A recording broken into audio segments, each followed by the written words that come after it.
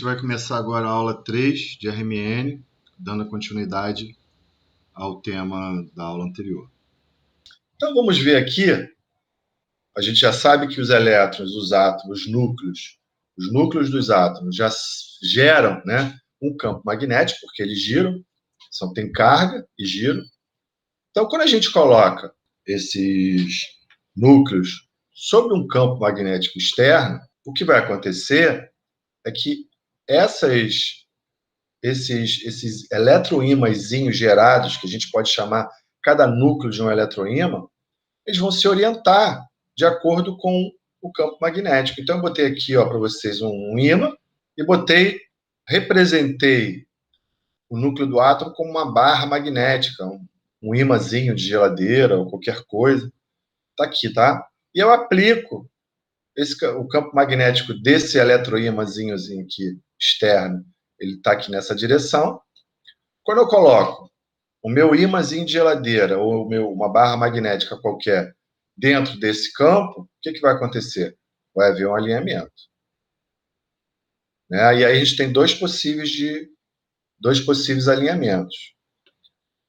Que haja a interação de duas regiões que se atraem ou de duas regiões que se repelem. As regiões que se repelem vão ter maior energia e são menos estáveis. Ao passo que quando a gente tem campos opostos, né, a gente sabe que no eletromagnetismo, no magnetismo, quando a gente tem polos opostos, os polos se atraem.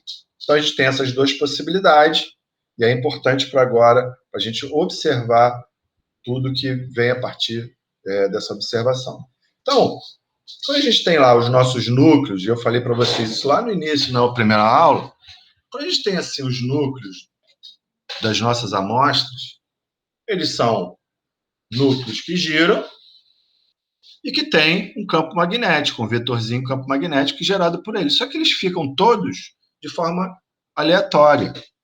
E para que a gente tenha um sinal de RMN, a gente precisa de alinhá-los todos para que eles tenham uma única resultante, o somatório de todos esses vetores se torne apenas um. Então, quando a gente coloca um campo magnético externo, há um alinhamento de todos esses núcleozinhos, que são eletroímãs, uns alinhados com o campo magnético, outros desalinhados. O que significa isso? É porque cada partícula dessa vai ter spin meio e spin menos meio. Então, há uma relação, uma população que vai se alinhar a B0 e a outra população que não vai se alinhar, vai ficar invertida em relação ao campo magnético externo. Só que, quando a gente joga esse campo magnético externo ele está associado a uma frequência, a uma energia, né? uma energia quantizada. Cada campo magnético vai exercer uma ação de alinhamento desses núcleos. Se esses núcleos são partículas, a única forma da gente sensibilizar esses elétrons é através de associá-los a uma energia, a uma frequência. Não existe movimento nenhum na natureza sem que não haja um despendimento de energia. Então, se esse B0 conseguiu sensibilizar essas partículas, é porque existe uma frequência associada que os fez sentirem esse campo magnético. Então, o campo magnético está associado a uma energia através do seu momento magnético. Aí, lembrando, se eu tenho uma força magnética, a gente está associado a um outro momento, que agora a gente vai chamar de momento magnético. É aquela consequência da força do campo magnético. Se a gente deduzir, se a gente transferir, associar, simplificar e associar essas duas equações que eu coloquei aqui, que eu trouxe aqui, a gente vai associar campo magnético, momento magnético, a uma partícula. Lembrando que essa parcela aqui é a parcela em que eu digo que um núcleo girando gera um campo magnético, obviamente, um momento magnético. E aí, substituindo nessa equação 9, eu vou ter a equação 10, que associa a minha partícula girando sobre um campo magnético a uma energia. O que eu falo, o que a gente está deduzindo aqui, é que qualquer partícula sobre um campo magnético poderá ser excitada. Quando a gente separa esses dois spins atômicos aqui, eu estou dizendo sobre um campo magnético, eu estou dizendo que essas partículas vão poder ser excitadas em função dessa sensibilização dela pelo campo magnético. O que o campo magnético externo fez com que, sobre essas partículas, é que, além de alinhá-las, ela fez com que essas partículas possam ser excitadas, possam sofrer ressonância a partir do equipamento. Ele está dizendo, essa equação está dizendo, que eu vou poder emitir uma energia na região de rádio e essas partículas vão sentir esta emissão e se excitar.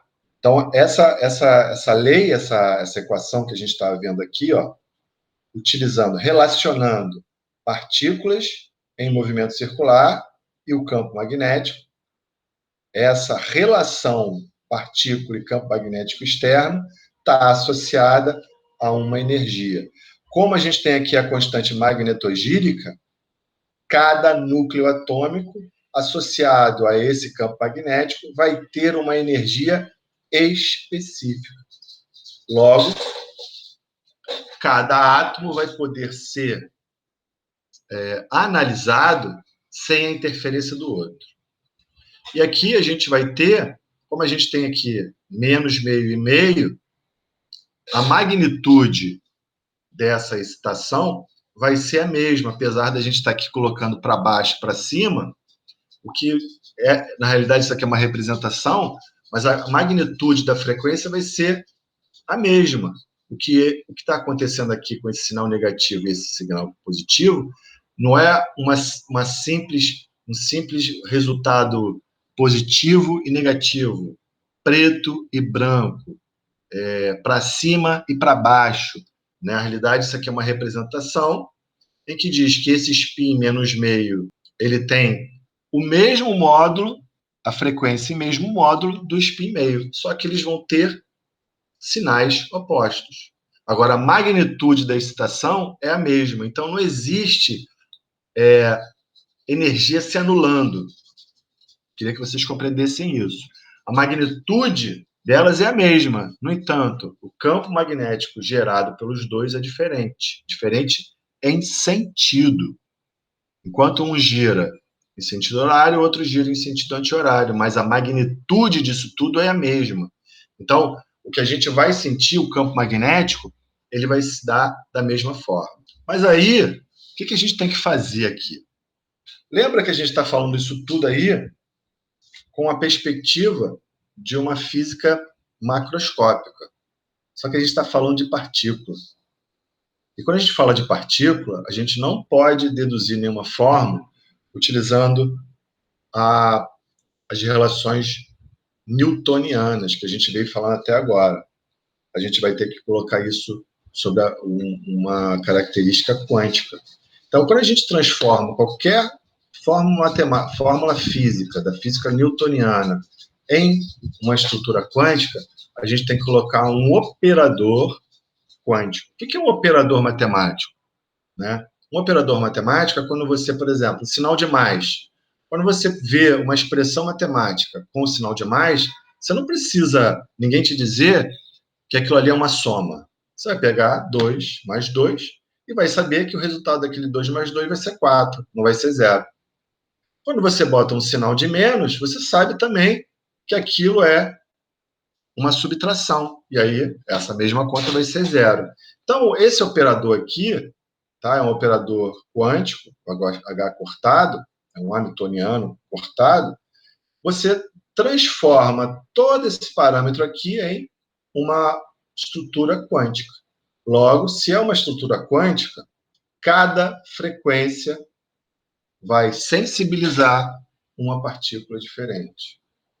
Então, a gente vai poder operar apenas, nesse caso, nas frequências de rádio, especificamente na frequência de FM.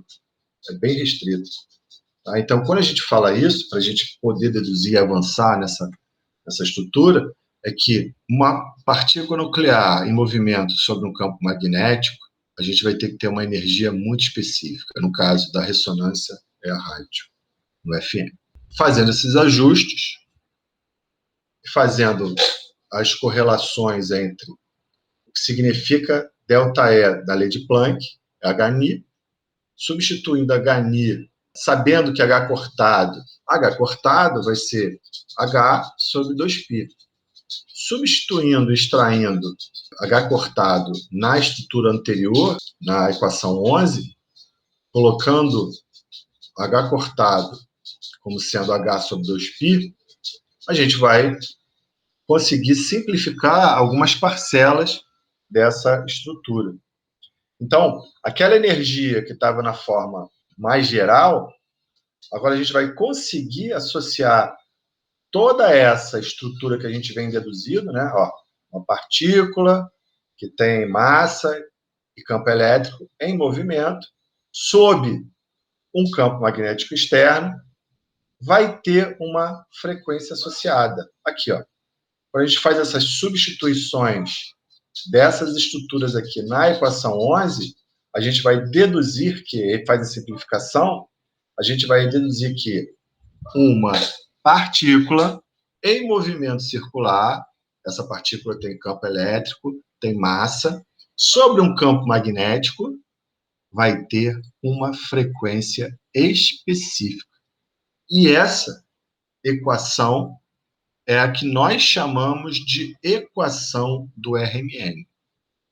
Então, uma partícula específica, ó, constante magnetogírica aqui, sob movimento circular, ó, o movimento circular aqui, e aí tendo um momento angular rotacional, sob esse campo magnético externo, vai ter uma frequência associada.